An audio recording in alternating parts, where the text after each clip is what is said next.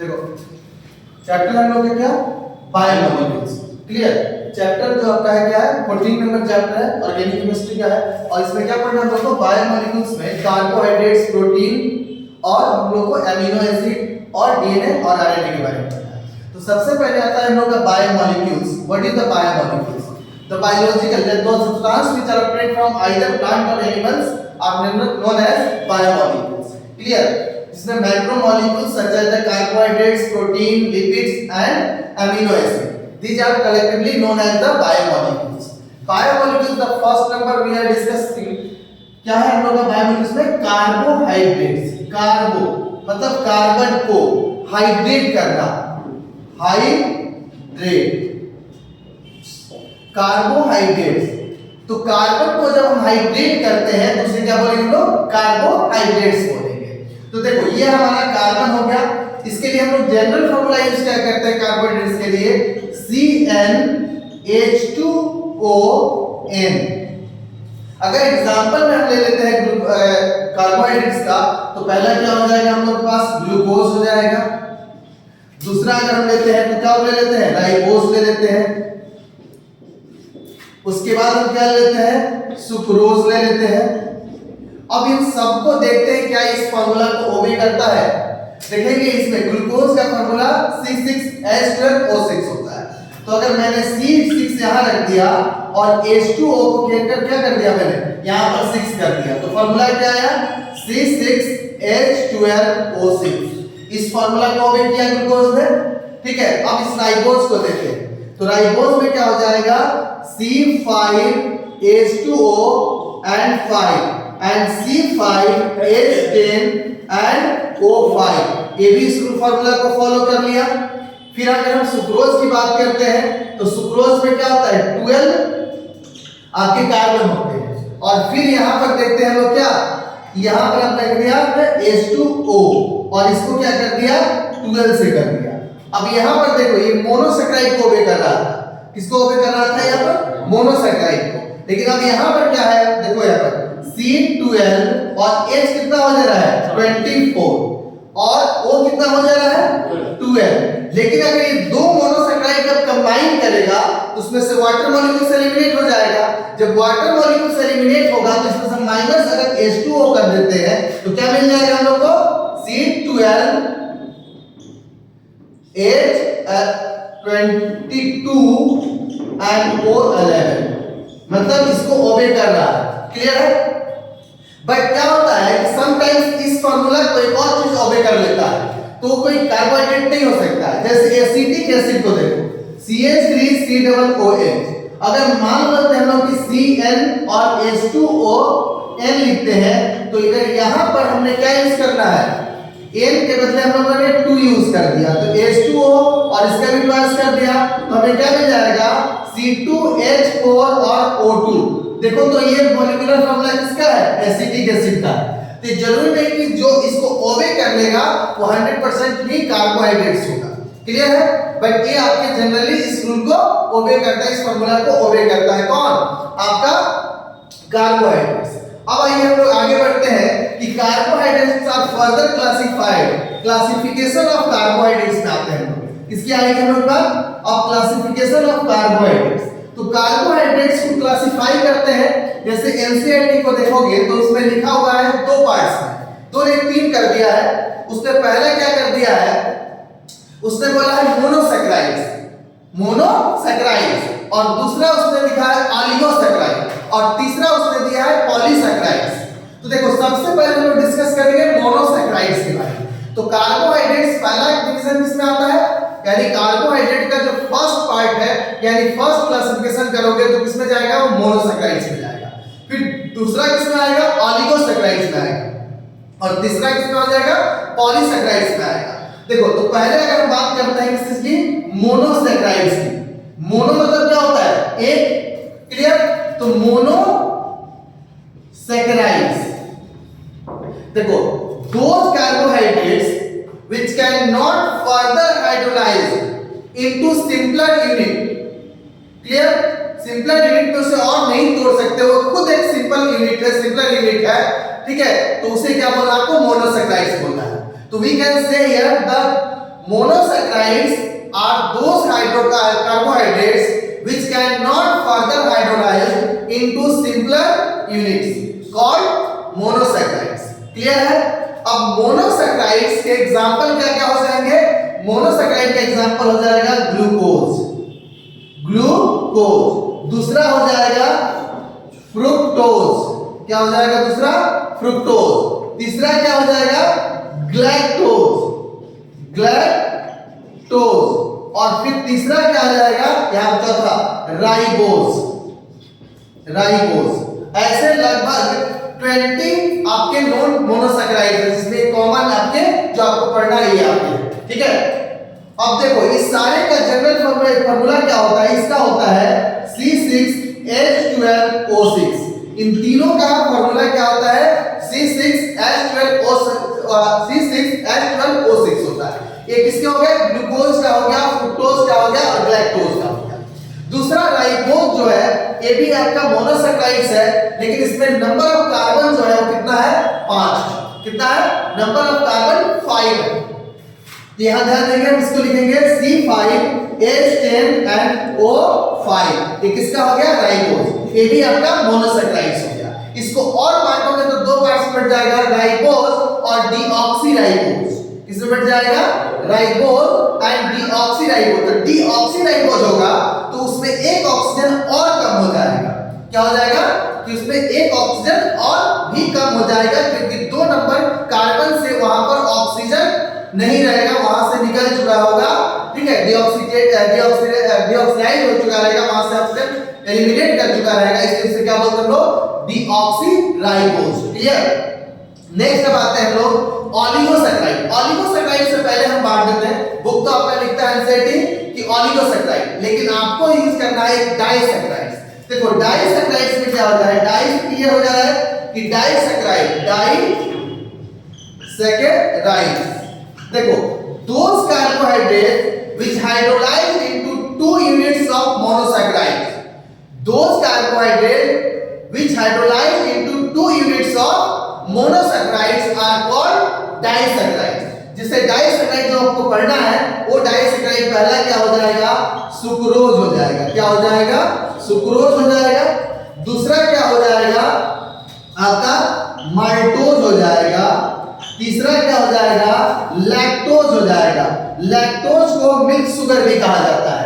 Lactose is also called milk sugar, ठीक है।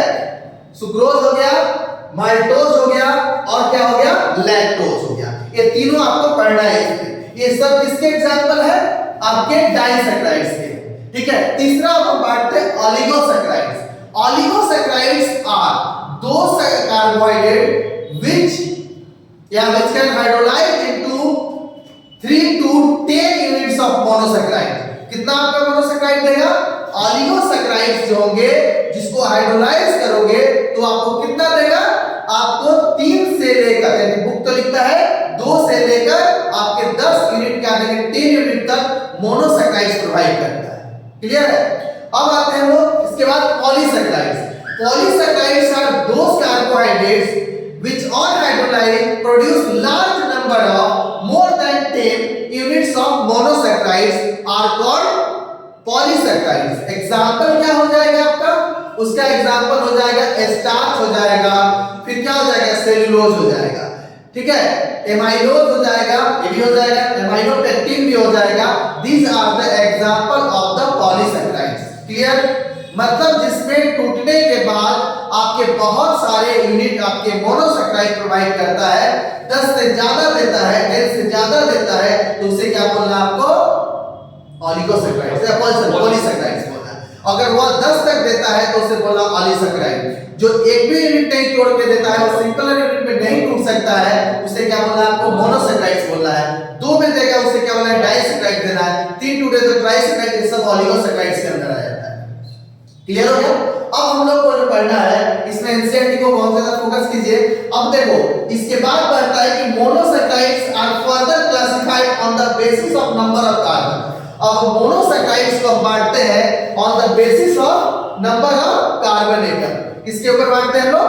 Number of carbon atom. देखो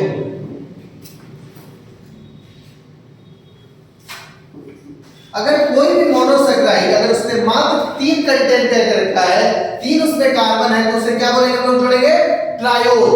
क्या लिखेंगे हम लोग? अगर नंबर ऑफ कार्बन जो है, नंबर ऑफ कार्बन अगर किसी में 3 है, ठीक है, और तो इसको क्या वर्ड यूज करेंगे इसके लिए?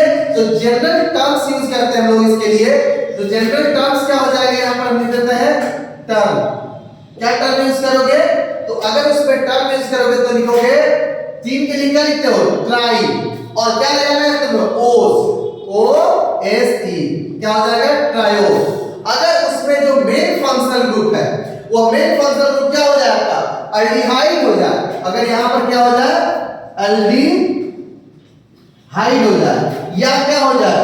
कीटोन हो जाए, तो क्या बोलोगे? तो इसमें एल्डो ट्रायोज जोड़ दोगे। अगर एल्डिहाइड इसमें फंक्शनल ग्रुप है, मेन फंक्शनल ग्रुप, तो क्या लिखोगे? Aldo triose. क्या लिखेंगे? Aldo triose. अगर कीटोन है तो क्या लिखेंगे हम लोग? कीटो ट्रायोज। अगर इसमें नंबर ऑफ कार्बन 4 है, तो 4 के लिए हम लोग क्या यूज करते हैं? टेट्रा यूज करते हैं। क्या यूज करते हैं हम लोग? टेट्रा यूज करते हैं। क्या यूज करेंगे हम लोग?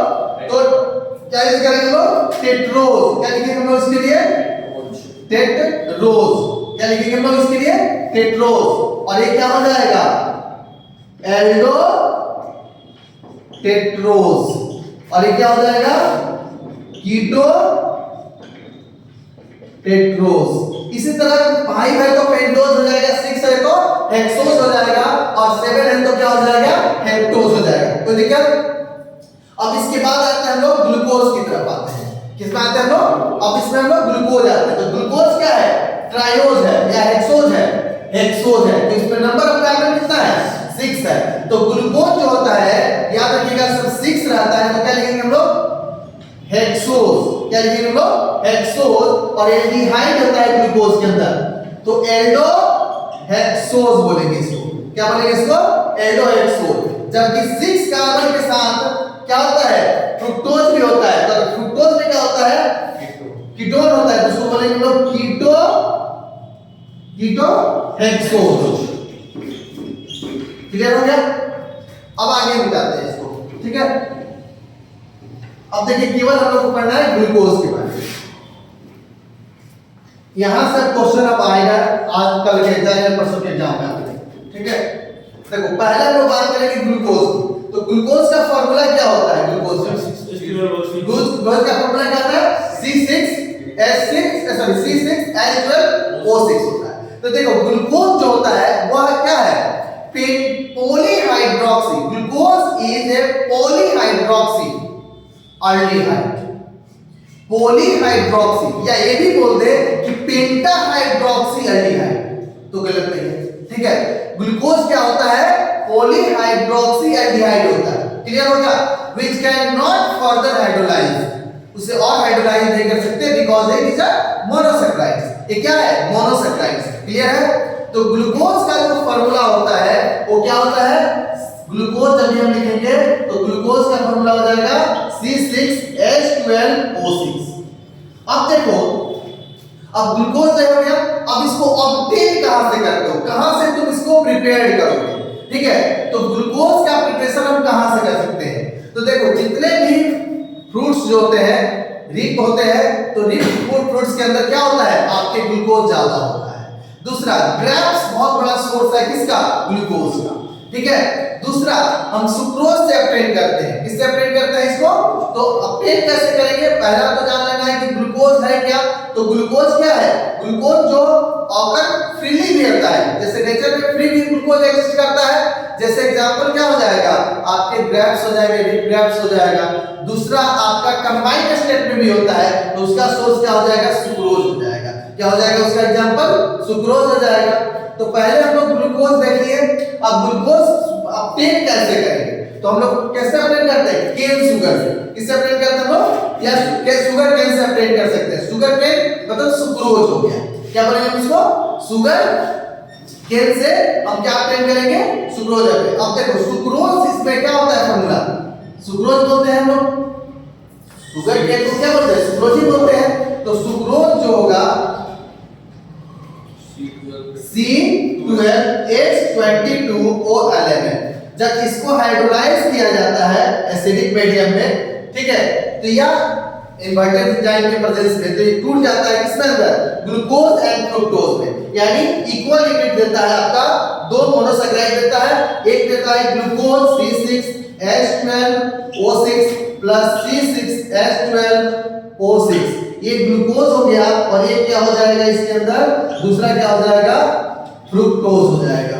तो ये दोनों देता है, ग्लूकोज भी देता है और फ्रुक्टोज भी देता है। क्या देता है, ग्लूकोज भी देता है और क्या देता है, फ्रुक्टोज भी देता है, इक्वल यूनिट में देता है, ठीक है, यानी 1 molecules of glucose and 1 molecules of fructose on the hydrolysis of sucrose, sucrose को हाइड्रोलाइज करते हैं। दूसरा क्या आता है, इसको हम लोग अपडेट करते हैं स्टार्च से, किससे अपडेट करते हैं, स्टार्च से अपडेट करते हैं। तो स्टार्च से अगर अपडेट करना है तो स्टार्च क्या है, पॉलीसैकेराइड है, तो पॉलीसैकेराइड, तो स्टार्च का फार्मूला क्या हो जाता है, C6 और H जो होता है वो 10 होता है, क्योंकि 1 यूनिट वाटर निकला रहता है इसमें से, तो C6 और H क्या हो जाएगा यहाँ पर, 10 हो जाएगा, और आपके O क्या हो जाएंगे, 5 हो जाएगा यहाँ पर, ठीक है। तो यहाँ पर लिख सकते हो और O5, और इस पूरे का एक यानी पॉलीसैकेराइड जब यूज करते हैं या पॉलीमर जो बोलते हो उसको एक पीछे लिखा जाता है, इन बहुत सारे यूनिट इसके अंदर कंबाइन है।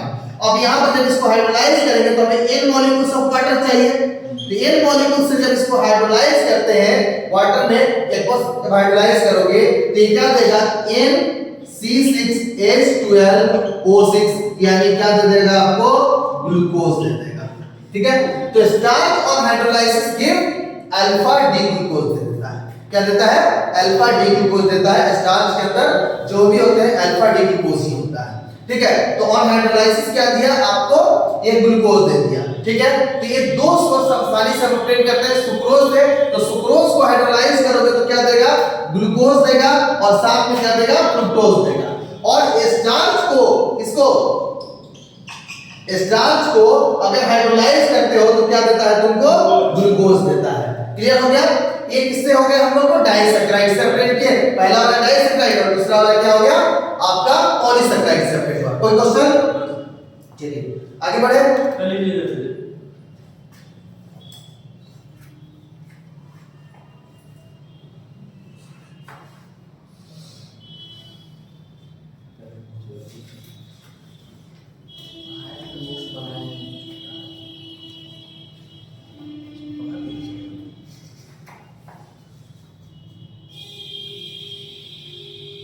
पढ़ा ले तो बाद में नोट्स बना लेना। ओके जी, चलो अब चलो इसके बाद है ग्लूकोज के बारे में। तो ऑलरेडी पता है glucose is a aldohexose known as dextrose. अब बोलो कि डेक्सट्रोज का मतलब क्या है, डेक्सट्रोज रोटेटरी है, ठीक है।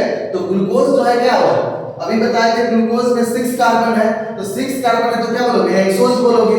तो कौन सा हेक्सोज, एल्डिहाइड है, तो क्या बोलेंगे इसको, glucose is A aldohexose and it is also क्या बोल सकते हो इसको, डेक्सट्रोज, यानी डेक्सट्रोज भी है, एंड डेक्सट्रोज रोटेटरी है तो डेक्सट्रोज बोलेंगे। क्लियर हो गया। और ये क्या होता है, पेंटाहाइड्रोक्सी एल्डिहाइड होता है। इसमें कितने ग्रुप होते हैं, OH ग्रुप 5 होते हैं, ठीक है। इसका फार्मूला ऑलरेडी हो गया। अब आता है कि हम इसमें कंफर्म कैसे करेंगे कि ग्लूकोज के पास क्या-क्या है। ग्लूकोज के पास क्या एल्डिहाइड ग्रुप है, क्या ग्लूकोज के पास प्राइमरी अल्कोहल है, क्या ग्लूकोज के पास 5 OH ग्रुप है, ये कैसे कंफर्म करोगे, इससे क्वेश्चन आएगा, ठीक है। और क्या-क्या क्वेश्चन आएगा बताते जाना। पहले तो ग्लूकोज का स्ट्रक्चर जनरेट करना, ठीक है। तो स्ट्रक्चर बनाओगे तो क्या बनेगा, ये एल्डिहाइड हो गया, ऐसे लिखते हैं कि एल्डिहाइड बगल में H हो जाएगा। ये हम लोग open chain structure of glucose बना रहे हैं, ठीक है। यहाँ दूसरे नंबर पे और तीसरे नंबर पे जो OH है वो क्या है, लेफ्ट साइड से, ठीक है। आता है नेक्स्ट में OH इधर फिर हो जाएगा,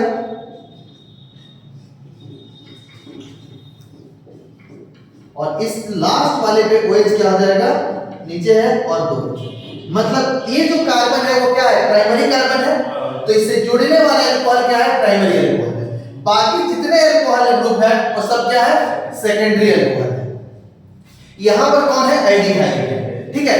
तो इसमें बहुत सारे कुछ रिएक्शन कराने हैं जिससे कंफर्म हो जाएगा कि इसके पास क्या क्या होता है, एविडेंस क्या कि ग्लूकोज क्या क्या दे सकता है। ठीक है, तो सबसे पहले इट्स मॉलिक्यूलर फॉर्मूला है C6H12। अब दूसरा कहता है कैसे कंफर्म करोगे, अगर एग्जाम में आ जाए how can you confirm that glucose contains 6 carbon in a straight chain. अगर आपका क्वेश्चन आता है कि आप किस रिएक्शन के थ्रू या कैसे कंफर्म करोगे कि ग्लूकोज के पास 6 कार्बन है और 6 के 6 कार्बन स्ट्रेट चेन है, तो आपको करना क्या है कि ग्लूकोज को हमें क्या करना है, यहां पर बगल में हम रिएक्शन लिख रहे हैं, इसको मिटा दो आप। Yes sir. तो ये तो फार्मूला थे ग्लूकोज के। Yes sir. अब इसके बाद देखो ग्लूकोज को क्या करना है हम लोगों को, पहला ग्लूकोज जो हमारा है यहां पर C6H12 और O6। अब इसको क्या करना, हीट कर देना है किसके प्रेजेंस में, हाइड्रोजन आयोडाइड। ठीक है, हाइड्रोजन आयोडाइड के साथ जैसे ग्लूकोज को हीट करोगे, ग्लूकोज किसमें टूट जाएगा, आपका ग्लूकोज देगा N-हेक्सेन। क्या देगा, N-हेक्सेन। अब N-हेक्सेन दे रहा है मतलब क्या हुआ कि नॉर्मल हेक्सेन है कि सारे कार्बन स्ट्रेट चेन में है, मतलब कि ऐसे स्ट्रक्चर दे रहा हो, मतलब इसको देने से कंफर्म हो जा रहा है कि ग्लूकोज के पास 6 के 6 कार्बन किसमें है, आपके स्ट्रेट चेन के अंदर। क्लियर हो गया कि glucose having 6 carbon and all carbons are linked to each other in a straight chain. ठीक है, वो सब एक दूसरे के अंदर है। दूसरा आएगा कि आप कैसे कंफर्म करेंगे कि ग्लूकोज के पास क्या है, आपके फ्री एल्डिहाइड ग्रुप है। पहला क्वेश्चन आएगा, देखो कंफ्यूज होता है तो देखो पहला क्वेश्चन है कि ग्लूकोज में कैसे कंफर्म करोगे कि 6 के 6 कार्बन स्ट्रेट चेन में है। तो जब भी हम इसको हाइड्रोजन आयोडाइड के साथ हीट करेंगे तो ग्लूकोज क्या देगा, N-हेक्सेन देगा, जो कंफर्म कर देगा कि ग्लूकोज में 6 के 6 कार्बन आपके स्ट्रेट चेन के अंदर है। क्लियर हो गया, आगे बढ़ो। N-हेक्सेन के कारण N-हेक्सेन कंफर्म कर रहा है, N-हेक्सेन का मतलब सारे कार्बन इस तरह है, यस सर, नॉर्मल, कोई ब्रांचिंग नहीं है। ठीक है, स्ट्रेट मतलब कि एकदम बिल्कुल एक दूसरे से कनेक्टेड हो गए। अब दूसरा पूछ रहा है कि कैसे कंफर्म करोगे कि ग्लूकोज के पास फ्री एल्डिहाइड ग्रुप होता है। अब जो एल्डिहाइड के दोनों को चैप्टर पढ़ाए थे उससे रिलेटेड क्वेश्चन कर रहा है। देखो एल्डिहाइड को हम लोग ऐसे लिख सकते हैं लोग, या तुम चाहो तो इधर लिखो, कोई प्रॉब्लम नहीं है। C को ऐसे लिख सकते हैं ना हम लोग, ऊपर H लिख सकते हैं, कोई क्वेश्चन। अब नीचे क्या, इसको शॉर्ट फॉर्म में C और OH पूरा 4 कर दे, क्योंकि सेकेंडरी 4 है उसमें। Yes sir. और एक नीचे क्या है, इसमें CH2OH, तो थोड़ा अलग हुआ, तो इसमें अलग लिखेंगे। ठीक है, अब देखो ये आपका जो हो गया किसका स्ट्रक्चर है, आपके ग्लूकोज का। अब इसको अगर हम रिएक्शन करा देते हैं किसके साथ, हाइड्रोक्सी अमाइन। थोड़ा सा एक बार करो, जब एल्डिहाइड चैप्टर पढ़ाए थे तो बताए थे क्या कि NH2 और यहां पर Z। ठीक है, तो Z के बदले NH2 भी हो सकता है, जिसे हाइड्रोजन बोलते थे। OH हो भी सकता है, मिथाइल भी हो सकता है। तो अभी क्या है यहां पर, OH है। ठीक है, अब यहां क्या करेगा, ये दोनों जो H है इसके वाटर को एलिमिनेट कर देगा। अभी हम यही सोचते हैं क्योंकि मैकेनिज्म में तो हम लोग जान ही रहे हैं। ठीक है, तो क्या करेगा, ऐसे तो ये इस पे चला जाता है और इधर एक बॉन्ड इधर बनता है, फिर बाद में वाटर मॉलिक्यूल से एलिमिनेट होता है और फिर ये आपका डबल बॉन्ड के साथ कनेक्ट होता है। नहीं मैकेनिज्म में जाना है, सीधे समझाना है कि आपको समझना है कि 2 हाइड्रोजन है और आपका दोनों वाटर को लेके चला गया, बस इतना ही अभी समझ लीजिए। निकल जाएगा और क्या हो जाएगा, तो फिर क्या बना देगा, ये ऊपर H है और ये डबल बॉन्ड N के साथ एक OH हो गया, और यहां पर तो CH और OH 4 कर देंगे, नीचे CH2OH। देखो इसको बोलते हैं लोग ऑक्सीन। क्या बोलते हैं लोग इसको, ऑक्सीन। तो देखो कि when alcohol is glucose is treated with hydroxyamine to give oxime, it confirms that glucose having free aldehyde। Clear हो गया। अब कैसे कंफर्म हुए आपने एल्डिहाइड फ्री है इसके पास, जब आपने इसका रिएक्शन किससे करा दिया, आपने ग्लूकोज का रिएक्शन हाइड्रोक्सी अमाइन से करा दिया और उस समय लेके आपने क्या देखा कि आपका क्या फॉर्मेशन हुआ ऑक्सीजन का, और ऑक्सीजन बनने से कंफर्म हो गया कि एल्डिहाइड के पास ग्लूकोज के पास फ्री एल्डिहाइड है। अब इसी रिएक्शन को एक स्टेप और इधर घुमा दे, कोई प्रॉब्लम नहीं है, इसी में से ऐसे घुमा दो रिएक्शन को, ठीक है। अब इसका रिएक्शन हाइड्रोजन साइनाइड से करा, क्लियर। अब देखो Cl पर नेगेटिव है और इसमें प्लस है, और इसमें क्या है माइनस, और इसमें क्या है प्लस है, तो ऑब्वियसली Cl इसमें जुड़ जाएगा और H इसमें जुड़ जाएगा, तो स्ट्रक्चर कुछ ऐसा बन जाएगा। एक तो H था, H रहने देते हैं, इधर O के साथ कौन जुड़ गया H, ये बन गया, और Cl यहाँ पे जुड़ गया, और ये जो आपका CH OH का 4 था और यहाँ पर H2OH हुआ। अब इसको बोलते हैं लोग साइनोहाइड्रिन, क्या बोलेंगे लोग साइनोहाइड्रिन, ये भी तुम लोग को पढ़ाए थे एल्डिहाइड की केमिकल प्रॉपर्टी में। तो साइनोहाइड्रिन भी बनना किसको कंफर्म किया कि इसके पास फ्री एल्डिहाइड ग्रुप है, क्लियर। अब क्वेश्चन आ जाएगा कि साइनोहाइड्रिन रिएक्शन भी दे दे, कुछ भी दे दे, आपको कंफर्म करने के लिए दे दे कि कैसे कंफर्म करोगे कि ग्लूकोज के पास फ्री एल्डिहाइड ग्रुप है, तो कैसे करोगे, तो इस रिएक्शन से करोगे। कोई डाउट? दोनों में से कोई एक से कर सकते हैं, दोनों में से कोई एक से कर सकते हैं, ठीक है। या कोई रिएक्शन भी दिया है कि क्या बनेगा, तो यहाँ पर साइनोहाइड्रिन बनेगा, यहाँ पर क्या बनेगा ऑक्सीजन बनेगा। दोनों टेस्ट क्या बता रहा है, दोनों रिएक्शन क्या कंफर्म कर रहा है कि इसके पास फ्री एल्डिहाइड ग्रुप है। इसके बाद ये भी तो पूछ सकता है सर कि वो HCl से रिएक्ट करने पे क्या निकलेगा, किससे HCl से सर, HCl से, हाँ ये भी पूछ सकता है। तो क्या बना है साइनोहाइड्रिन बना, वो जो क्या कंफर्म किया है कि इसके पास फ्री एल्डिहाइड ग्रुप है, बता दो।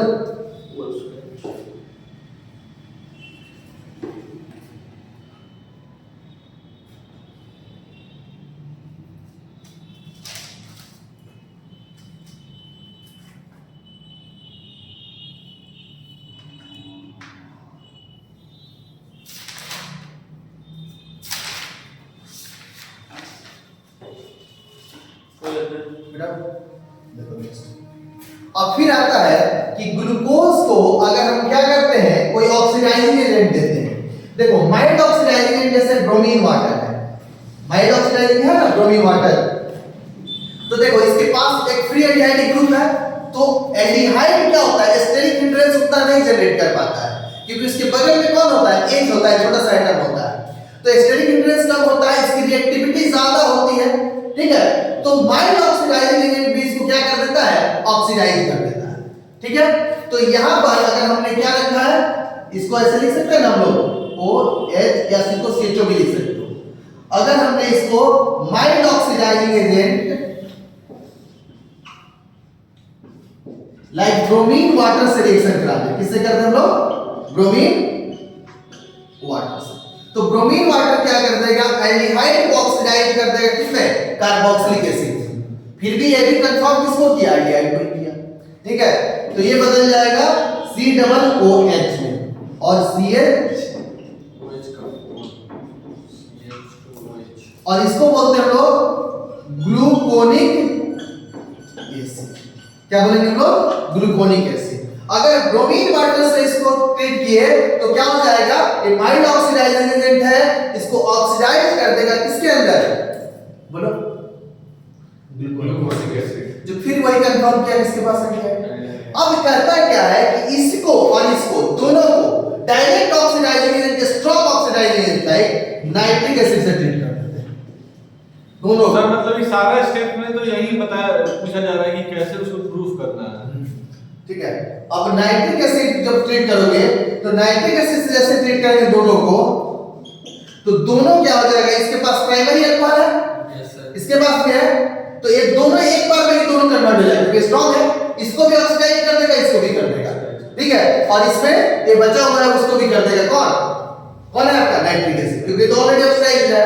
तो ग्लूकोनिक एसिड और आपके ग्लूकोज अगर हम ट्रीट करते हैं strong oxidizing agent like nitric acid, तो क्या देगा आपको COOH CH और 4 हो जाएगा, और यहाँ पर क्या आ जाएगा COOH हो जाएगा। इसको बोलेंगे हम लोग क्या सैक्रिक एसिड, क्या देगा ये सैक्रिक एसिड देगा, क्लियर होगा।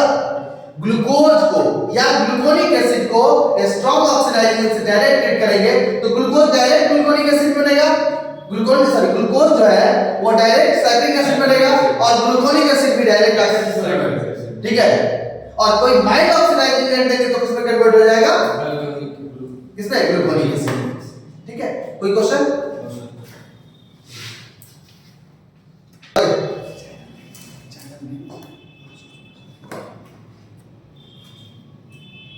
चलो देखो यहाँ पहले कंफर्म हो गया कि ग्लूकोज को अगर ब्रोमीन वाटर के साथ ट्रीट कर रहे हो तो क्या फॉर्मेशन दे रहा है, ग्लूकोनिक एसिड दे रहा है।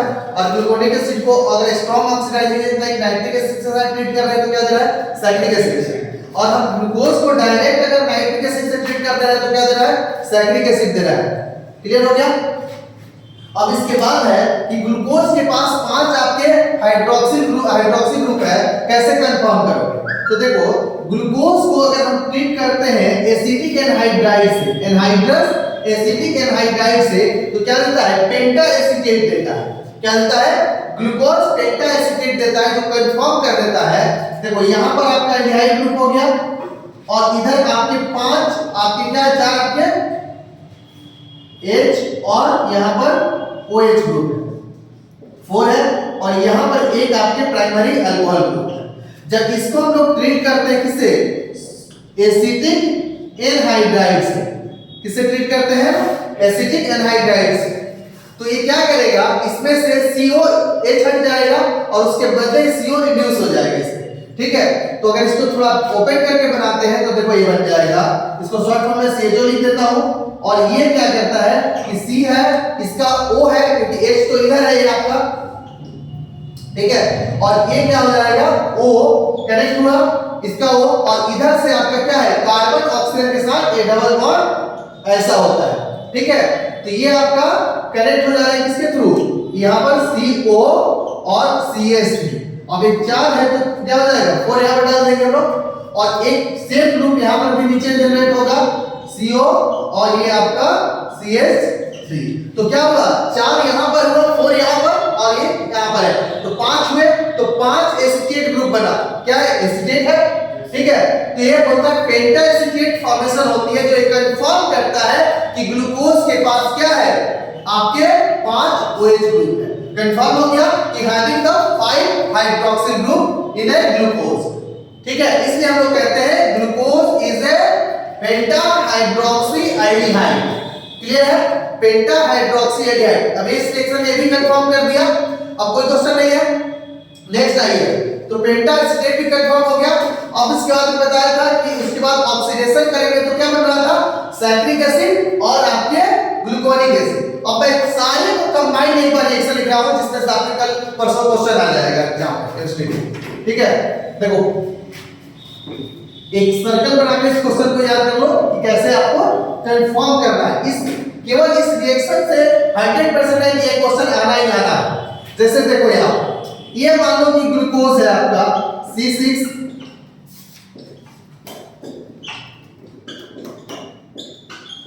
देखो पहला अगर हमने इसको किससे ट्रीट किया,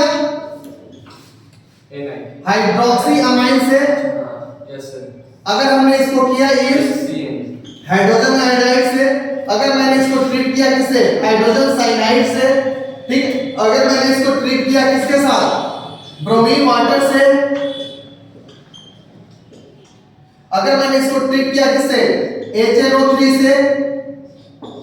अगर मैंने इसको ट्रीट किया किससे, एसिटिक एनहाइड्राइड से। क्लियर, तो क्या क्या प्रोडक्ट बनेगा, इतना आपको रिएक्शन करना है और इसी से एक क्वेश्चन फिक्स है। तो पहला क्या बनना है, यहां पर क्या बनाते हैं हम लोग, इसमें बोलो, ऑक्सीजन बनता है। Yes sir. दूसरा यहां पर क्या बनता है, NH बनता है।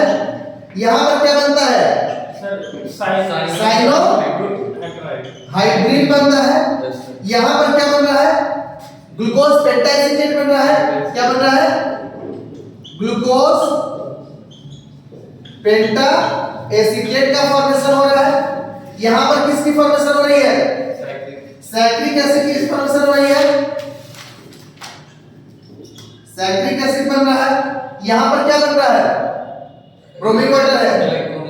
ग्लूकोनिक एसिड का फॉर्मेशन हो रहा है, ग्लूकोनिक ग्लूकोनिक एसिड का फॉर्मेशन हो रहा है। बस इसको याद करके जाइए, नई क्वेश्चन आएगा ताकि मुझसे पूछ लीजिए।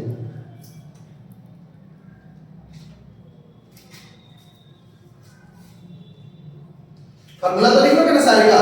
Yes sir.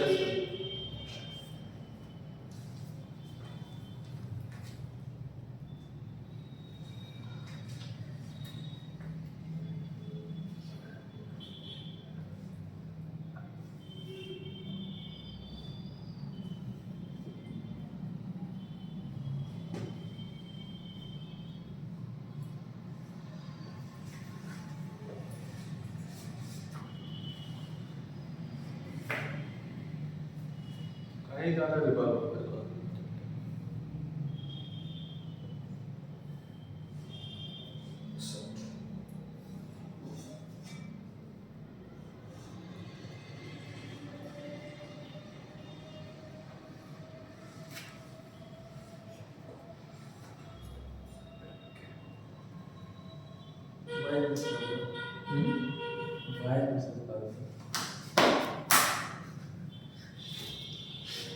पूरे जैसा है कि हम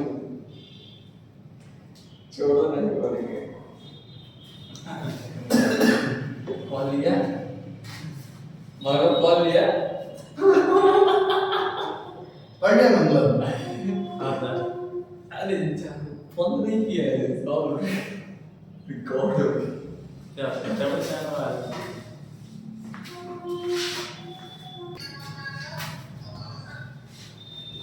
देखो जी, ग्लूकोज हो गया कि कंफर्म हो गया। अब आगे बढ़े हम लोग। सर इसे मैं फिर से बता दूं। देखो इसको फिर से बताते हैं। देखो ये आपका ग्लूकोज हुआ। अब ग्लूकोज में क्या क्या प्रेजेंट है, कौन कौन से आपके फंक्शन ग्रुप प्रेजेंट है, ये कंफर्म करने के लिए हमें ये सारी रिएक्शन करना है। इसे एक क्वेश्चन 100% आना है, फिक्स है। हो सकता है दो आ जाए, लेकिन आना फिक्स है, इससे एक क्वेश्चन आना निश्चित है। देखो सबसे पहले अगर हम कहते हैं कि ग्लूकोज का रिएक्शन, सपोज करो कि हमने ग्लूकोज एक नंबर रिएक्शन इसको मान लेते हैं। ग्लूकोज का रिएक्शन हमने किससे करा दिया? हाइड्रोजन आयोडाइड से। तो क्या दिया इसने? NHCN दिया। तो NHCN ने क्या कंफर्म किया कि ग्लूकोज के पास 6 कार्बन है और 6 कार्बन स्ट्रेट चेन है। क्लियर? दूसरा, अगर हमने ग्लूकोज का दूसरा रिएक्शन, अगर ग्लूकोज को हमने किससे रिएक्शन कराया? हाइड्रोजन साइनाइड से। तो हाइड्रोजन साइनाइड से रिएक्शन करके ग्लूकोज ने क्या दिया? साइनोहाइड्रिन दिया। जो क्या कंफर्म किया कि ग्लूकोज के पास फ्री एल्डिहाइड ग्रुप प्रेजेंट है। क्लियर हो गया? तीसरा देखिए, तीसरा रिएक्शन हमारा जब हमने किससे कराया? एसिटिक एनहाइड्राइड से कराया। तो ग्लूकोज पेंटा एसिटेट दिया, जो ये कंफर्म किया कि ग्लूकोज के पास 5 OH ग्रुप है, 5 हाइड्रोक्सिल ग्रुप प्रेजेंट है। क्लियर? फिर तीसरे पर चौथे पर आते हैं। अगर उसको हमने नाइट्रिक एसिड से करा दिया तो उसने क्या दे दिया? साइट्रिक एसिड दे दिया। तो साइट्रिक एसिड में हुआ क्या कि एल्डिहाइड तो था ही और एक इसमें प्राइमरी अल्कोहल था, तो प्राइमरी अल्कोहल भी ऑक्सीडाइज हो गया। क्लियर? दूसरा, अगर हमने ब्रोमीन वाटर से कराया तो bromine water mild oxidizing agent है, तो उसने क्या कर दिया? केवल एल्डिहाइड को ही ऑक्सीडाइज किया और वो किस में बदल दिया? Gluconic acid. तो ग्लूकोनिक एसिड का फॉर्मूला क्या होता है? COOH कर देते हैं और CHOH का 4 कर दीजिए और यहां पर CH2OH। इसने क्या किया? ब्रोमीन वाटर प्राइमरी अल्कोहल को ऑक्सीडाइज नहीं किया, लेकिन यही नाइट्रिक एसिड जब था तो उसने क्या कर दिया? इसको प्राइमरी अल्कोहल ग्रुप को भी उसने ऑक्सीडाइज कर दिया। ठीक है? और ये बन गया साइट्रिक एसिड बन गया। क्लियर हो गया? अब यहां पर हम लेते हैं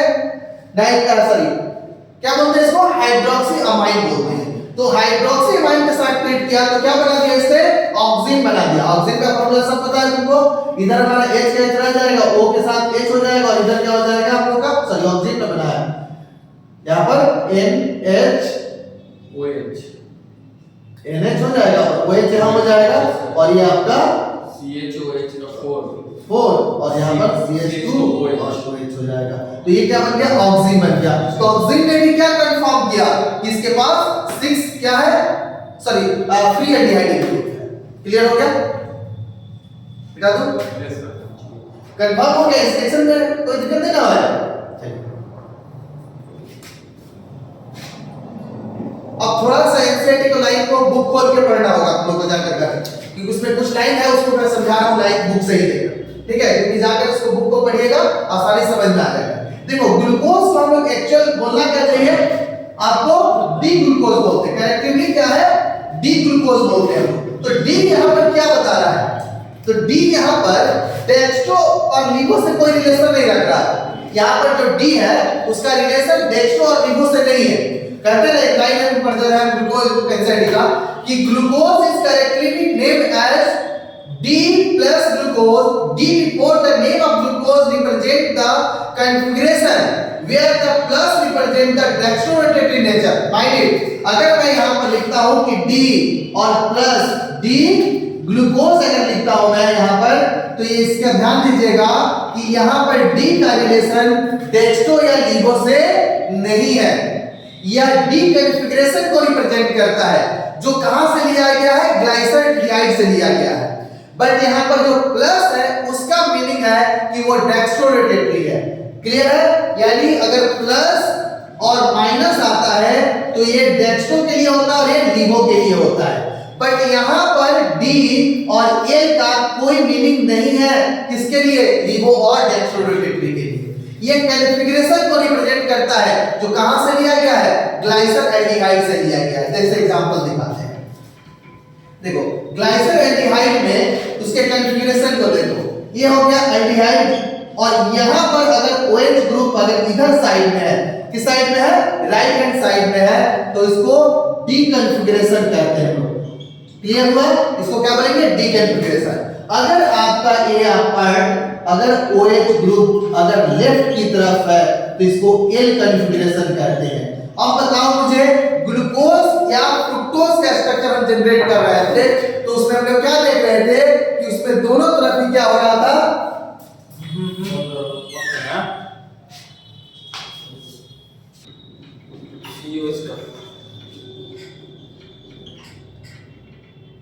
ये 3 नंबर पे OH इधर हो जाता है, हर एक स्टेप में वही इधर उधर। अगर इससे अगर इसका स्ट्रक्चर मिलेगा तो ये क्या हो जाएगा, डी कॉन्फ़िगरेशन देगा। कितने कार्बन हो गए, 4 5 हो गए। 5। अब देखो नीचे वाले कार्बन में देखो क्या ऐसा स्ट्रक्चर जनरेट हुआ। अब ये देखो कि ऐसा स्ट्रक्चर क्या ग्लाइसरॉल्डिहाइड में था, है, ऐसा नहीं ना है, ये वाला तो नहीं आ रहा है ना, तो इसलिए क्या बोलेंगे हम लोग, डी ग्लूकोज बोलेंगे। इसे क्या बोलेंगे हम लोग, इसलिए इसके हम आगे क्या लगाते हैं कि डी प्लस ऐसे लिखते हैं। मतलब ग्लूकोज क्या होता है आपका, डी करेक्टली बोले तो हम लोग क्या बोलेंगे उसे, डी ग्लूकोज बोलेंगे। और यहाँ प्लस का मतलब है कि वो डेक्स्ट्रोरोटेटरी है, और पहले ही बोले थे ग्लूकोज इज ए डेक्स्ट्रोज होता है। क्या होता है, ग्लूकोज जो है वो डेक्स्ट्रोज होता है। क्लियर हो गया, ग्लूकोज क्या है, डेक्स्ट्रोज है, मतलब डेक्स्ट्रोरोटेटरी है। क्लियर, और आपका डी का यहाँ पर डेक्स्ट्रो से मीनिंग नहीं है। हम ये बोलेंगे नहीं सर ये क्या, डी का मतलब कि डेक्स्ट्रोरोटेटरी है, नहीं, डी का मतलब यहाँ पर डी कॉन्फ़िगरेशन है जो किससे मिल रहा है, ग्लाइसरॉल्डिहाइड से मिल रहा है। उसका स्ट्रक्चर कैसे मिल रहा है, इस तरह मिल रहा है, यहाँ देखो नीचे, इसलिए हम लोग डी लिख रहे हैं। डी एक्चुअल कॉन्फ़िगरेशन को रिप्रेजेंट कर रहा है और जो प्लस है वो किसको रिप्रेजेंट कर रहा है, उसके रोटेशन को रिप्रेजेंट कर रहा है। क्लियर हो गया, आगे आइए। अब इसके बाद आता है कि हम लोग जो ओपन स्ट्रक्चर ग्लूकोज का पढ़ रहे थे उसमें कुछ डिमेरिट थी। ओपन स्ट्रक्चर क्या क्या एक्सप्लेन नहीं कर पा रहा था। देखो तो जो पेंटासिट्रेट था वह हाइड्रोक्सी अमाइन से रिएक्शन नहीं करता था। जब हाइड्रोक्सी अमाइन से रिएक्शन नहीं हुआ मतलब क्या हो जाएगा, बताओ जी, अगर हाइड्रोक्सी अमाइन से अगर पेंटासिट्रेट रिएक्शन नहीं किया, glucose pentaacetate do not react with aldehyde, अगर ये सॉरी हाइड्रोक्सी अमाइन से अगर रिएक्शन नहीं किया तो क्या कंफर्म हुआ, क्या कंफर्म हो रहा है यहाँ पर कि उसमें एल्डिहाइड ग्रुप है ही नहीं, यही ना, क्योंकि हाइड्रोक्सी अमाइन रिएक्शन ही नहीं कर रहा है किससे, ग्लूकोज पेंटासिट्रेट से, मतलब ये कंफर्म कर रहा है कि उसमें एल्डिहाइड ग्रुप है ही नहीं, जबकि तो ग्लूकोज में एल्डिहाइड ग्रुप होता है। क्लियर, दूसरा ग्लूकोज दो फॉर्म में एग्जिस्ट कर रहा था। कितने फॉर्म में एग्जिस्ट कर रहा था, दो फॉर्म में। जो ग्लूकोज है वो क्रिस्टलाइन सॉलिड्स के अंदर आता है और उसके दो फॉर्म एग्जिस्ट करते हैं, कौन से, alpha D glucose and beta D glucose, जो हम ओपन स्ट्रक्चर से कंफर्म नहीं कर पा रहे थे। इसलिए हमने क्या यूज किया, साइक्लिक स्ट्रक्चर यूज किया गया। तो साइक्लिक स्ट्रक्चर में क्या हुआ कि ये आपका जो एल्डिहाइड वाला पार्ट है, ये वाला एल्डिहाइड वाला पार्ट, ये पार्ट कितने नंबर से, ये मान लो कि सपोज करो कि यहाँ पर H है, अब यहाँ पर एक नंबर कार्बन, दूसरा नंबर कार्बन हो गया, तीसरा इधर OH हो जाएगा, और यहाँ पर H होगा, चौथा हो गया, और पांचवें पर आते हैं तो ये OH हुआ, और यहाँ पर नीचे हम लोग CH2OH दे देते हैं। इसमें क्या हो जाएगा, साइक्लिक स्ट्रक्चर में क्या होता है, इसी में का एक हाइड्रोजन यहाँ पर इसमें जुड़ जाता है, तो क्या बन जाएगा, OH हो जाएगा। तो यहाँ पर भी एक बॉन्ड खाली हो जाएगा और एक बॉन्ड यहाँ पर भी खाली हो जाएगा। तो फिर क्या हो जाएगा, 1 नंबर कार्बन 5 नंबर कार्बन से कनेक्ट हो जाएगा थ्रू द ग्लाइकोसाइडिक लिंकेज, यानी ऑक्सीजन के थ्रू लिंकेज होगा, उस लिंकेज को हम लोग क्या बोलते हैं, ग्लाइकोसाइडिक लिंकेज बोलते हैं। याद रहेगा, क्वेश्चन अगर पूछ दे कि ग्लाइकोसाइडिक लिंकेज क्या है, तो when the carbons 2 carbon connected through the oxygen that is called glycosidic linkage. Clear? Sir एक बार लिख दीजिएगा सर। लिख रहे हैं, बना भी रहे। अब देखो इसको ऐसे कर लेते हैं, इसको हम थोड़ा सा इसको क्या करें, यहां से हटा देते हैं, इसको हट गया, और O को क्या मिल गया, H मिल रहा है, तो ये क्या बन जाएगा, OH बन जाएगा, बन जाएगा।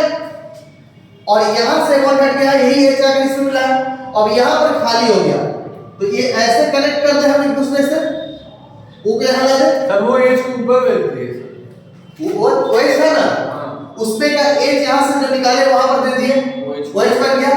और ये 4 बॉन्ड चाहिए ना कार्बन को, यहां पर क्या चाहिए, ऑक्सीजन यहां पर था, ये इसके थ्रू क्या जुड़ गया, ये first carbon 5th number carbon जोड़ना था ना, 1 2 3 4, अरे 4 पे क्यों जोड़ रहे हैं, 5th को जोड़ना है, किसको जोड़ना है हम लोग को, 5th नंबर कार्बन को जोड़ना है, कितने नंबर कार्बन को, 5th number carbon, 5th number carbon हो गया, जुड़ गया। तो इसको लिंकेज को हम लोग क्या बोलेंगे, ग्लाइकोसाइडिक लिंकेज बोलेंगे।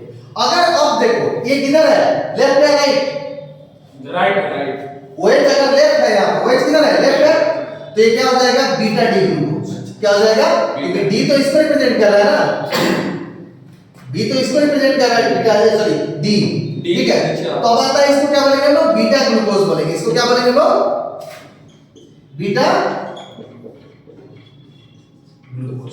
अब इसमें से अगर OH को मैंने क्या कर दिया, इधर कर दिया, और H को इधर कर दिया, तो क्या हो जाएगा, ये राइट में चला गया, इसको बोलेंगे लोग अल्फा डी ग्लूकोज। क्लियर हो गया, beta D glucose, alpha D glucose, clear हो गया। अब देखो 1 2 3 4 5 6, इस रिंग में कितने कार्बन है, आपके मेंबर है 5 कार्बन और एक ऑक्सीजन, तो इसको पाइरोनोज बोलते हैं। क्या बोलते हैं लोग, पाइरोनोज। जब क्या हो, पाइरोनोज अगर पूछा जाए व्हाट इज द पाइरोनोज, तो pyranose is a heterocyclic ring having 5 carbon and 1 oxygen, ठीक है, ग्लूकोज में जो पाइरोनोज बन रहा है, ठीक है, कंफर्म हो गया, अल्फा बीटा। अब इसको स्ट्रक्चर को थोड़ा सा जनरेट अलग कर देते हैं। अब इस स्ट्रक्चर को जो आपको लिखते जाना है वो यूज करना है इस तरह का, थोड़ा बॉन्ड लाइन की तरफ दिखा दे इसको। अब देखो अगर तुमने ऐसे किया तो क्या हो जाएगा, लेफ्ट राइट क्या होगा, नीचे वाला हाथ मेरा राइट है ना, नीचे राइट में, नीचे अगर OH होगा तो कौन सा होगा, राइट में OH होगा तो क्या हो जाएगा, अल्फा। तो नीचे OH को ऐड कर देते हैं, दूसरे नंबर पे OH भी इधर ही था, और तीसरे नंबर पे OH किधर था, लेफ्ट में था, वहां पर OH हो जाएगा। सही, साइमेट्री के थ्रू इसको देखना है क्या, हाँ, और यहाँ पर लास्ट में CH2OH था ना 6 नंबर, तो ये 1 नंबर कार्बन हो गया, 2 number 3 number 4 number 5 and 6 number, ठीक है। अगर OH को ऊपर कर देंगे तो क्या हो जाएगा, ये बीटा हो जाएगा, OH नीचे कर देंगे तो क्या हो जाएगा, अल्फा हो जाएगा। क्लियर हो गया, चलिए आगे बढ़ते हैं हम लोग। अब इसके बाद आता है फ्रुक्टोज की बारी। सर लेकिन क्वेश्चन में इसके तरीके से कैसे पूछे, क्वेश्चन क्या बनेगा, ये ग्लूकोज का स्ट्रक्चर याद हो गया, ग्लूकोज का स्ट्रक्चर डायरेक्ट नहीं पूछता है। अब ग्लूकोज फ्रुक्टोज में कनेक्ट, ग्लूकोज और फ्रुक्टोज कैसे कनेक्टेड है उसमें का लिंकेज पूछेगा तुमसे, ठीक है, जो इसके बाद आएगा। यहाँ पर कोई क्वेश्चन आपका बन नहीं रहा है, ठीक है। ये ग्लूकोज आपका एक रॉ मटेरियल आपके लिए बन गया है क्वेश्चन का, ठीक है। अब इससे मिल के बनेगा क्वेश्चन, ठीक है। अल्फा बीटा को पहचान लोगे ना, yes sir. Alpha beta gamma से बहुत ज्यादा बनाता है, पढ़ ले हम कर दिया इसको।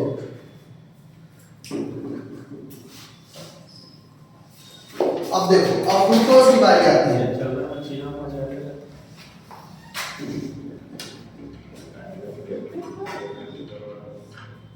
क्या हो जाएगा फ्रुक्टोज। और फ्रुक्टोज में क्या हो जाएगा C6H12O6 इसका भी है। ये होता है कीटोज ग्रुप होता है, कीटोनिक ग्रुप होता है। 2 नंबर पे कीटोन जुड़ेगा, OH इधर हो जाएगा। इसमें कितने OH ग्रुप हो जाएंगे, इसमें 2 प्राइमरी अल्कोहल होगा। और 3 नंबर पे OH हमेशा इधर करना हम लोग को।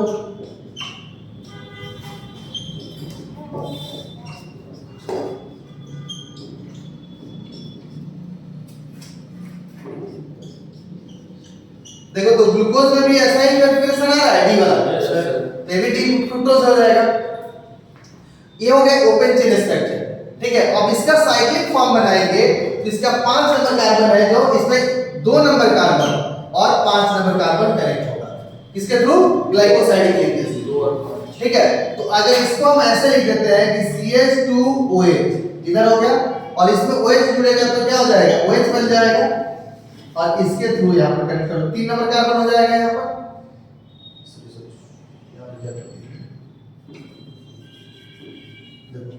यहां पर CH2OH इधर एक पार्ट बन जाएगा, ये वाला ऊपर वाला, और यहां पर C के साथ ही है और इधर हो जाएगा OH।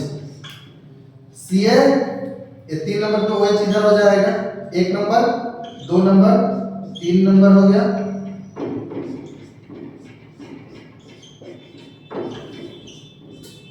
एक 2 3 4 5 तो OH क्या हो जाएगा, ये कनेक्ट हो जाएगा ग्लाइकोसाइडिक लिंकेज से। इसी का तो H जाकर यहां पर OH बनाया है, ठीक है। और फिर नीचे क्या हो जाएगा CH2OH हो जाएगा।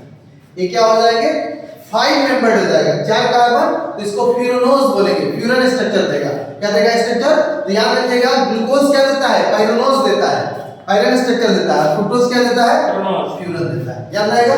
नीचे स्ट्रक्चर का नाम लिख दिए सब, बोलने में दिक्कत हो रहा है। चलो पहले लिख लो इसको।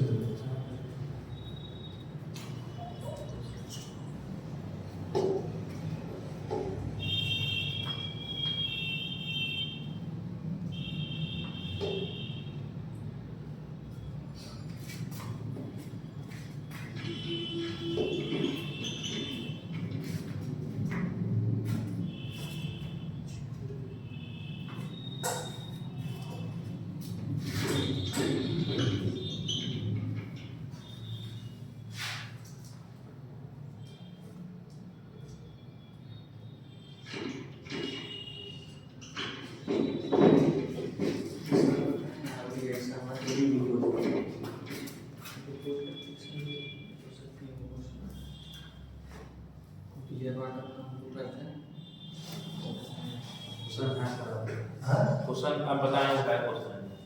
5 क्वेश्चन रख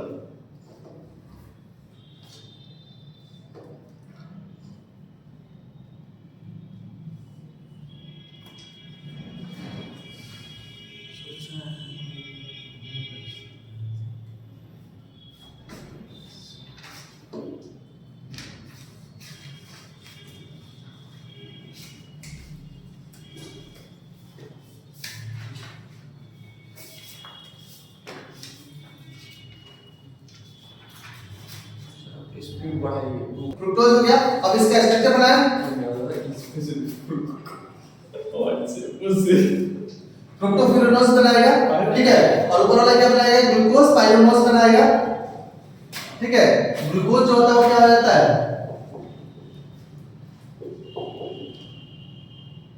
ग्लूकोज पाइरोनोज का स्ट्रक्चर देता है। तो ग्लूको, ठीक है। तो क्या देगा ये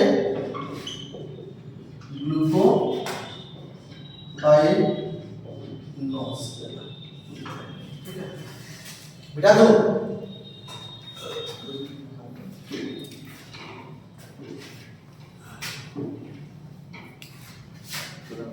अंदर दिया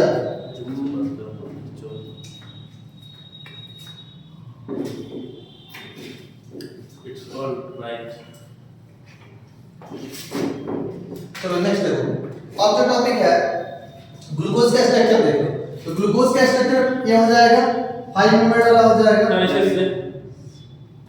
डबल बॉन्ड यहां पर अगर तुमने देखो CH2 को ऊपर रख दिए तुमने OH, तो राइट में आपका OH ग्रुप हो जाएगा। OH राइट में होगा तो क्या हो जाएगा, अल्फा हो जाएगा। और इसको भी क्या हो जाएगा, 3 नंबर, 1 नंबर कार्बन हुआ, 2 नंबर 3 नंबर, तो 3 नंबर पे OH ऊपर हो जाएगा। तो ग्लूकोज का स्ट्रक्चर को याद ही कर लेते हैं क्या सर? करना ही है तो उसके बिना काम चलेगा। एक किसका हो गया, फ्रुक्टोज का स्ट्रक्चर हो गया, बीटा अल्फा डी फ्रुक्टोज हो गया, फिर उठा के ऊपर रख दो तो क्या हो जाएगा, बीटा हो जाएगा। कोई दिक्कत? अब देखो, अब इसके बाद हम लोग को पढ़ना है डाइसैकराइड्स पढ़ना है। तो डाइसैकराइड में हम लोग सबसे पहले पढ़ेंगे सुक्रोज। क्या पढ़ेंगे हम लोग डाइसैकराइड में? सुक्रोज पढ़ेंगे। मिटाओ उसको। Yes sir. चलिए अब हम लोग का टॉपिक है डाइसैकराइड। डाइसैकराइड आपको 3 डाइसैकराइड पढ़ना है। पहला पढ़ना है सुक्रोज, दूसरा पढ़ना है आपको माल्टोज और तीसरा पढ़ना है ग्लैक्टोज। ये तीनों में से एक क्वेश्चन आएगा आपका इससे रिलेटेड। ठीक है, 3 आपके हो गए। पहला क्या हो गया, सुक्रोज, दूसरा क्या हो गया, माल्टोज और तीसरा क्या हो गया, लैक्टोज। ठीक है, lactose is also known as milk sugar. याद रखेगा ना, मिल्क शुगर कौन है, लैक्टोज है। देखो अब आता है, सबसे पहले हम लोग सुक्रोज की बात करें। सुक्रोज, देखो सुक्रोज का फार्मूला क्या हो जाएगा, C12H22 and O11। ठीक है, ये combination of the 2 unit of glucose and fructose के कॉम्बिनेशन होता है। देखो तो अल्फा डी ग्लूकोज, इसमें जुड़ता कौन है, अल्फा डी ग्लूकोज और बीटा डी फ्रुक्टोज जुड़ता है। क्या होता है, बीटा डी फ्रुक्टोज होता है। अगर क्वेश्चन आ जाए कि ग्लूकोज का सुक्रोज का अगर हाइड्रोलाइसिस करते हैं तो क्या देगा, तो अल्फा डी ग्लूकोज देगा और बीटा डी फ्रुक्टोज देगा। क्लियर है, 1 unit alpha D glucose and 1 unit beta D fructose देगा। याद रहेगा, 1 unit of alpha D glucose and 1 unit of beta D fructose. Clear है, क्या हो जाएगा, बीटा डी फ्रुक्टोज देगा। अब ये दोनों जो कनेक्टेड होते हैं वो ग्लाइकोसाइडिक लिंकेज से होते हैं by loss of 1 unit of 1 molecules of water. जब दोनों कंबाइन करेगा तो 1 यूनिट ऑफ वाटर लॉस करेगा। तो देखो अल्फा डी ग्लूकोज बना लो, अल्फा डी ग्लूकोज ऐसे बन जाएगा। जो बुक पे लिया ना उस तरह बनाने की कोशिश करोगे, नहीं बनेगा तुम लोगों से। ठीक है, क्योंकि उसका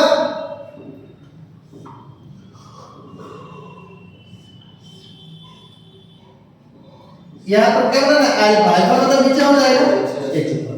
यहाँ क्या हो जाएगा, H नीचे हो जाएगा, ऊपर हो जाएगा OH थर्ड नंबर। यहाँ पर OH नीचे H ऊपर। अब बनाना है तुमको बीटा डी फ्रुक्टोज। यहाँ बनाओगे तो नहीं काउंट क्लियर कर पाओगे, क्योंकि 2 नंबर से कनेक्ट कर रहे हैं। यहाँ पर ऐसे बनाओगे तो 3 नंबर, यहाँ पर 4 नंबर आ जाएगा। तो यहीं पे बना दो बीटा डी फ्रुक्टोज को। तो बीटा डी फ्रुक्टोज जब बनाओगे तो बीटा में क्या करना है, तुमको OH को कहां ले जाना है, ऊपर या नीचे, ऊपर लेके जाना है। तो ऊपर भी OH को लेके चलेगा और नीचे क्या हो जाएगा, CH2OH हो जाएगा। और यहाँ पर थर्ड नंबर पे OH ऊपर हो जाएगा नीचे। यहाँ पर एक क्वेश्चन में यही पे क्लियर कर देंगे हम लोग, reducing and non reducing sugar. ठीक है, और ये एक नंबर, 2 नंबर, 3 नंबर, 4 नंबर, यहाँ पर 4 और यहाँ पर हम लोग फिर कर देते हैं H और ये हो जाएगा CH2OH। अब जब ये क्या करेंगे, दोनों को कनेक्ट करेंगे, लॉस ऑफ वाटर, तो लॉस ऑफ वाटर हो जाएगा और ये दोनों कनेक्ट हो जाएंगे ग्लाइकोसाइडिक लिंकेज से। तो ये अल्फा है और ये कौन है, बीटा। तो बोलेंगे अल्फा बीटा ग्लाइकोसाइडिक लिंकेज। क्या बोलेंगे इसको हम लोग, अल्फा बीटा ग्लाइकोसाइडिक लिंकेज। याद रहेगा, ये किसके बीच में हुआ है, 1 और C2 के बीच में हुआ है। C1 ग्लूकोज का है और C2 किसका है, फ्रुक्टोज का है, क्योंकि एक कार्बन 1 है और एक कार्बन 2 है और एक 3 है। क्लियर हो गया, तो इसका नाम क्या देंगे हम लोग, अल्फा बीटा ग्लाइकोसाइडिक लिंकेज। कोई डाउट, ये पूछा जाएगा इसमें क्यों आता है, सुक्रोज को रिड्यूसिंग शुगर क्यों नहीं माना जाता है, इसको नॉन रिड्यूसिंग शुगर क्यों कहा जाता है। क्वेश्चन आता है कि कौन कौन से रिड्यूसिंग होते हैं और कौन कौन से नॉन रिड्यूसिंग होते हैं। तो जितने भी मोनोसैकराइड्स हैं सब क्या है, रिड्यूसिंग शुगर होता है। अब रिड्यूसिंग शुगर क्या है किसे, तो जो टॉयलेट एजेंट और फेरिक सॉल्यूशन को रिड्यूस कर देगा उसे क्या बोलेंगे हम लोग, रिड्यूसिंग शुगर बोलेंगे। क्लियर हो गया, क्या हो जाएगा, ये आपका रिड्यूसिंग शुगर कहलाएगा। टॉयलेट रिएजेंट का फिलिंग सॉल्यूशन। ठीक है, इसमें कोई दिक्कत नहीं, क्योंकि इसके पास एल्डिहाइड ग्रुप होता है। तो जिसके पास एल्डिहाइड ग्रुप होगा, मैंने बताया था कि एल्डिहाइड टॉनिक टेस्ट देता है, फेलिक सॉल्यूशन देता है, एरोमेटिक नहीं देता है। ठीक है, फेलिक सॉल्यूशन एरोमेटिक एल्डिहाइड नहीं देता है, लेकिन एल्फेटिक तो देता है। लेकिन टॉयलेट टेस्ट जो होता है वो दोनों देता है, एल्डिहाइड को, एलिफेटिक एल्डिहाइड हो या आपके एरोमेटिक एल्डिहाइड दोनों देता है। तो यहाँ वही बात कर रहे हैं, जिसके पास फ्री एल्डिहाइडिक ग्रुप होगा या कीटोनिक ग्रुप होगा वो क्या देगा, ये टेस्ट देगा, फेलिक सॉल्यूशन और टॉयलेट एजेंट को। ठीक है, तो ये क्लियर हो गया। तो रिड्यूसिंग शुगर उसे बोलना है जिसके पास फ्री एल्डिहाइडिक ग्रुप होगा। अब बोलेगा कि सुक्रोज क्यों नहीं है, तो because of the carbon C1 of glucose and C2 of fructose is participate in glycosidic linkage. So all the aldehydic and ketonic carbon involved in the bond formation. Bond formation हो गया, तो there are no free aldehydic group और ketonic group in sucrose. Aldehyde और ketone में कोई भी आपके free aldehydic और कीटोनिक ग्रुप अवेलेबल है ही नहीं। That's why these are the क्या कह रहे हैं, this is called non reducing sugar. Minded, clear हो गया? क्यों नहीं है, क्योंकि एल्डिहाइड का C1 और कीटोन का C2 जो दोनों एल्डिहाइड और कीटोन कंटेन कर रहा था वही किस में हो गया, इन्वॉल्व ग्लाइकोसाइडिक लिंकेज में हो गया, इसलिए इसे non reducing sugar. Clear? Yes. कोई डाउट? ग्लूकोज हो गया, सुक्रोज, हमारा माल्टोज, तो माल्टोज में अल्फा डी ग्लूकोज होता है। ठीक है, ये याद रहेगा ना, कम से याद रखिएगा, इसमें से क्वेश्चन है। Yes sir. ठीक है, हम कर दो।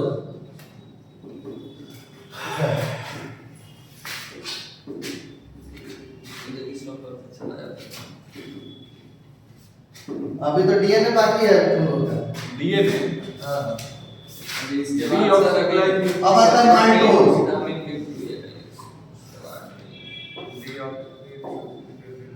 इसका फार्मूला सेम रहेगा, C12H22O11।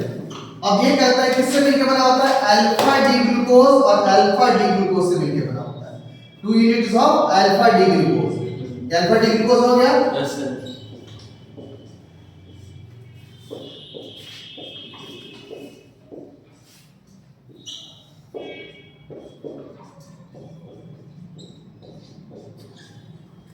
देखो अब दूसरा यूनिट एक अल्फा डी ग्लूकोज का बना लो।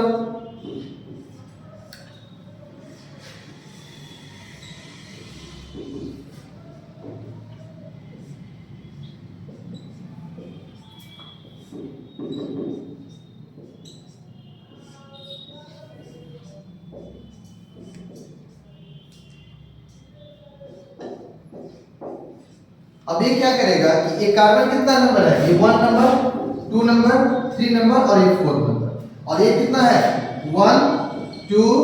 तो देखो ये आपका 3 4 5 एंड 6, इस तरह इसका भी हो जाएगा 5 एंड 6। तो इसके ग्लाइकोसाइडिक लिंकेज में क्या हो जाएगा, यहां से लॉस ऑफ पार्टनर हो जाएगा नीचे से यस सर, और यहां पर ये ऑक्सीजन के थ्रू कनेक्ट हो जाएगा। तो यहां पर कौन से कार्बन पार्टिसिपेट किया है, C1 O C4, ये याद रखना है आपको। ठीक है, अब इसमें बोलोगे सर ये रिड्यूसिंग शुगर आप कैसे बोल रहे हैं, तो देखो इसमें 4 नंबर पार्टिसिपेट किया और ये 1 नंबर पार्टिसिपेट किया, लेकिन इस ग्लूकोज का फर्स्ट कार्बन जो एल्डिहाइडिक ग्रुप होता है वहां पर वो तो फ्री है। Yes sir. इसलिए क्या हो जाएगा, ये रिड्यूसिंग शुगर। क्लियर हो गया? मतलब ज्यादा वाला, मतलब 4 ज्यादा है कि 1 ज्यादा है उसमें? क्या जाता है, जैसे कि आप 1 2 3 4 नेम किए हैं। नहीं मैंने बोला कि सुक्रोज में क्या था, 1 नंबर कार्बन फ्रुक्टोज के 2 नंबर कार्बन से ग्लाइकोसाइडिक लिंकेज किया था, जिसमें 1 नंबर एल्डिहाइडिक होता है ग्लूकोज के अंदर और 2 नंबर क्या होता है फ्रुक्टोज के अंदर, क्या होता है कीटोनिक ग्रुप होता है। ये दोनों ही कार्बन यूज हो गए किस पे, ग्लाइकोसाइडिक लिंकेज, इसलिए इसके पास कोई फ्री एल्डिहाइडिक और कीटोनिक ग्रुप नहीं रहा, इसलिए इसे नॉन रिड्यूसिंग शुगर कहा गया। जबकि इसमें क्या हुआ कि 1 नंबर इस ग्लूकोज का हुआ, तो लेकिन इस ग्लूकोज का 1 नंबर कार्बन फ्री है, तो इसके पास फ्री एल्डिहाइडिक ग्रुप अवेलेबल है, इसलिए क्या हो जाएगा, ये रिड्यूसिंग शुगर हो जाएगा। जिसमें अवेलेबल हो वो रिड्यूसिंग शुगर। ठीक है, फ्री एल्डिहाइडिक ग्रुप अवेलेबल होगा, ठीक है, तो वह क्या हो जाएगा, रिड्यूसिंग शुगर हो जाएगा। क्लियर हो गया? अब फ्रुक्टोज में माल्टोज में पूछा जाएगा कि माल्टोज किसका, माल्टोज को हाइड्रोलाइज करेंगे तो क्या देगा, तो 2 यूनिट्स ऑफ अल्फा डी, और किसके थ्रू जुड़ा हुआ है, तो आपके 1 और 4 कार्बन के थ्रू जुड़ा हुआ है, कौन से, ग्लाइकोसाइडिक। एमसीक्यू में तो ये भी पूछ सकते हैं, यही पूछेगा, बताओ। रुकिए सर, एक मिनट। Don't worry. अब आता है लैक्टोज। पॉइंट लिख करिए लैक्टोज Lactose bacillus. लैक्टोज में कुछ नहीं करना है, इसमें क्या करना है, इसमें एक मोनोसेकेराइड जो है वो बीटा डी ग्लैक्टोज हो जाएगा। अब बीटा डी ग्लैक्टोज, ग्लैक्टोज में केवल क्या डिफरेंस होता है, देखो बीटा में तो तुमको कंफ्यूज होने की जरूरत नहीं है। बीटा में क्या करना है तुमको, OH ग्रुप को ऊपर कर देना है और नीचे क्या हो जाएगा, H हो जाएगा। ये 2 नंबर पे है। 3 नंबर पे क्या होता है, OH ऊपर होता है। इसमें क्या करना है, चौथे पर भी OH ऊपर कर देना। क्या करना, चौथे पर भी OH को ऊपर कर देना है, Lactose हो जाएगा। तो ग्लैक्टोज हो जाएगा। एक बार ठीक है, क्या हो जाएगा ये CH2OH। ग्लैक्टोज हो जाएगा। क्या हो जाएगा, फिर से बताइए कि इसका ग्लैक्टोज हो जाएगा। ये कौन सा ग्लैक्टोज है बताओ जल्दी से, beta beta Lactose। D galactose, beta D galactose. Beta D galactose हो जाएगा। ठीक है, तो बीटा डी ग्लैक्टोज जो है आपका, इसको जोड़ेंगे किससे बोलो, बीटा डी ग्लूकोज से। बीटा डी ग्लूकोज से। किससे ऐड करना हम लोग को, beta D beta D glucose से। तो बीटा डी ग्लूकोज बना लीजिए। ओ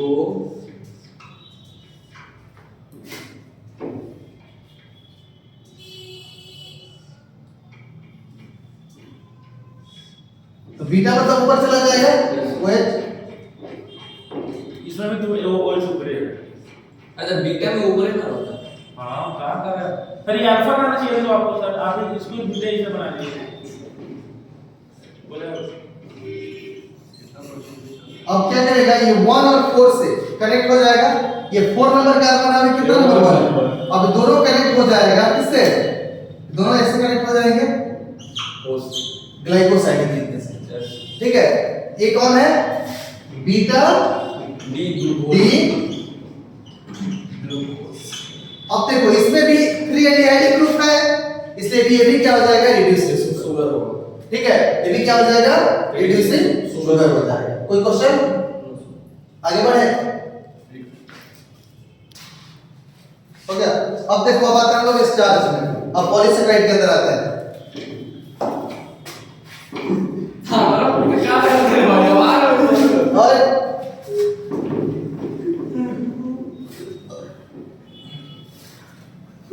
और हम केस कर रहे हैं, माना नहीं करता लेकिन केस कर रहे हैं आप। देखो अब आता है पॉलीसेकेराइड्स में स्टार्च। स्टार्च में आएगा 2 आते हैं, एक होता है एमाइलोज,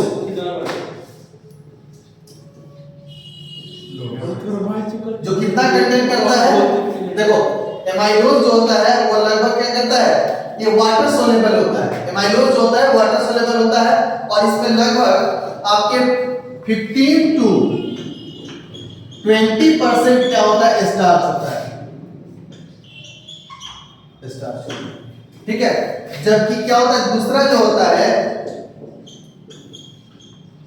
एमाइलोपेक्टिन, क्या हो जाएगा, एमाइलोपेक्टिन हो जाता है, ये नहीं रहेगा। ठीक है, एमाइलोपेक्टिन रहता है। एमाइलोपेक्टिन के अंदर लगभग 80 to 85% आपके स्टार्च होते हैं। ये वाटर इंसोल्युबल होता है, इसमें ब्रांचिंग ज्यादा होती है। ठीक है, और इसमें एमाइलोज में क्या होता है, लगभग 15 से लेकर 20% तक क्या होता है, स्टार्च होता है। अब बाकी सब क्या होता है सर? बाकी एमाइलो 100 में से 20% स्टार्च का 2 कंपोजिशन होता है। स्टार्च जो बन गया होता है 2 से मिलकर बना होता है, यानी एमाइलोज और एमाइलोपेक्टिन से। ठीक है, एमाइलोज में 15 to 80% क्या होता है, स्टार्च होता है, जबकि एमाइलोपेक्टिन के अंदर 80 to 85% स्टार्च होता है। एमाइलोज का जो स्ट्रक्चर होता है, अब एक ही स्ट्रक्चर से दोनों स्ट्रक्चर को क्लियर कर लेंगे। ठीक है, निकालता हूं स्ट्रक्चर देखेंगे हम लोग एमाइलोज का। देखो एमाइलोज जो होता है वह वाटर सोल्यूबल होता है क्योंकि लीनियर स्ट्रक्चर जनरेट करता है, और इसके जो कंपोजिशन होते हैं अल्फा डी ग्लूकोज होता है। क्या होता है, अल्फा डी ग्लूकोज होता है। तो देखो अब स्ट्रक्चर बना लो, बहुत सारे स्ट्रक्चर बनाना होगा, 2-3 बना के छोड़ देना हम लोग, ज्यादा नहीं बनाना। अल्फा बनाते चले जाएंगे हम लोग।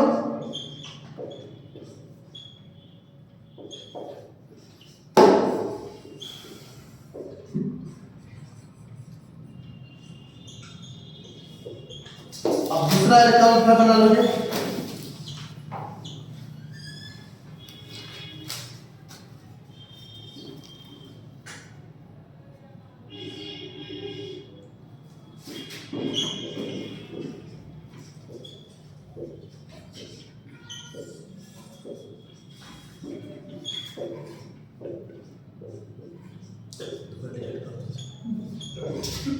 एक और बता देते हैं, 3 काफी हो जाएगा।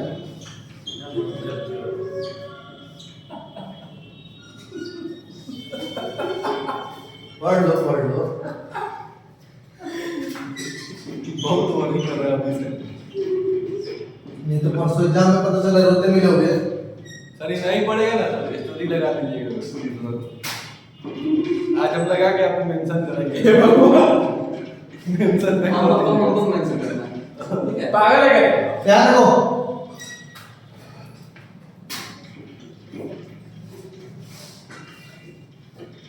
ये दोनों कनेक्टेड होते चले जाएगा Yes, sir. ग्लाइकोसाइडिक लिंकेज से, फिर इसको कनेक्ट कर दो ग्लाइकोसाइडिक लिंकेज से। हो गया। अब देखो ये ग्लाइकोसाइडिक लिंकेज से कनेक्ट हो गया। अब यहाँ पर जो है वो खाली है, किसी के साथ तो वो चला जाएगा, ऐसे बना के छोड़ देते हैं। बहुत सारे ऐसे जुड़ते चले जाएंगे। ये भी 4 नंबर कार्बन है, O के साथ ऐसे छोड़ देंगे। इनफाइनाइट जाएगा। हाँ, ये बहुत सारे चले जाएंगे, तो यहाँ पर N लगा देंगे हम। तो इसको बोलेंगे एमाइलोज। क्या बोलेंगे हम इसको? एमाइलो। लेकिन अब इसी को एमाइलोपेक्टिन में कन्वर्ट करना हो तो हम क्या करना होगा? एमाइलोपेक्टिन के लिए फिर से इसको मिटाओ। Yes sir. ठीक है, मिटाने की जरूरत नहीं है। अब इसी को फिर वापस OH कर दो। यहाँ पर OH कर सकते हैं ना हम लोग? ठीक है, मतलब ऐसे ही लिख दो OH वो है। से क्लोज हो जाएगा फिर। हाँ, वो लगा दें तो क्लोज हो जाएगा। मतलब वही पे रुका हुआ है और ब्रांच ये आगे दिखा रही थी कि और ब्रांच बन सकता था। ठीक है, 1 मिनट सर। अब क्या करते हैं, इसको एक स्ट्रक्चर और जनरेट करो। एक स्ट्रक्चर और जनरेट कर देते हैं हम लोग नीचे।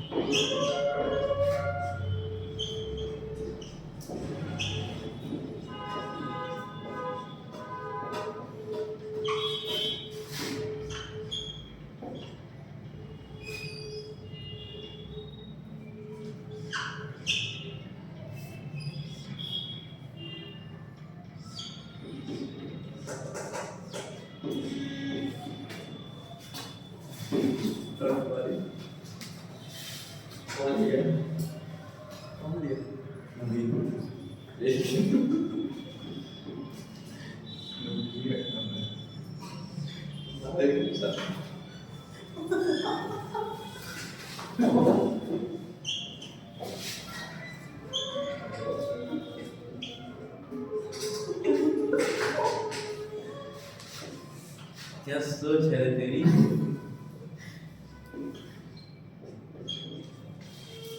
अब देखो यहाँ पर जो OH है 6 नंबर पे OH है ना, यस सर। और यहाँ पर 1 नंबर पे OH है।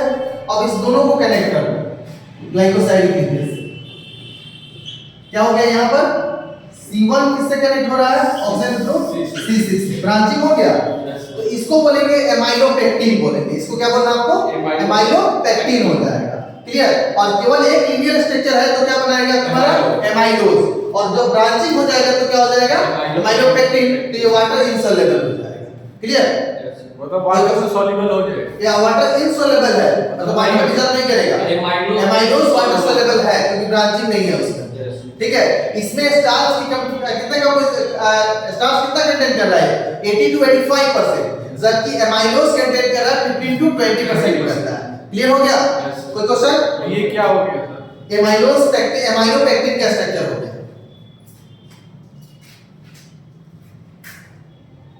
अभी क्वेश्चन भी कराना बाकी है।